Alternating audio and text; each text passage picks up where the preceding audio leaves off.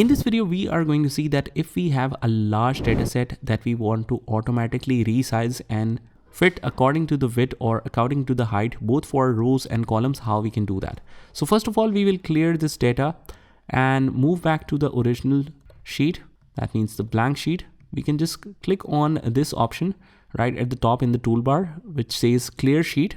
The sign looks like this. And once we have that, close the formatting options and let's put the regions here, the salespersons in the columns, and let's put the sales amount right here.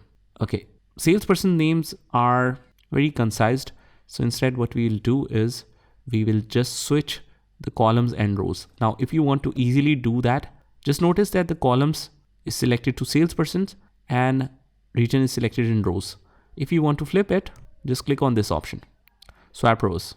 This goes up, this goes down. And now we have all the regions shown right here, but we cannot see it clearly.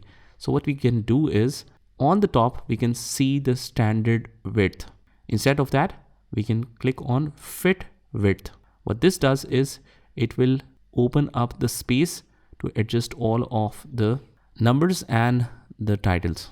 In the entire view, we can see it fit both rows and columns so that everything can be visible.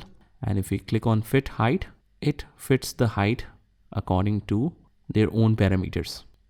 So this is how you can use this fit option to arrange or fit your data however you want. Just try this by yourself and I will see you in the next one.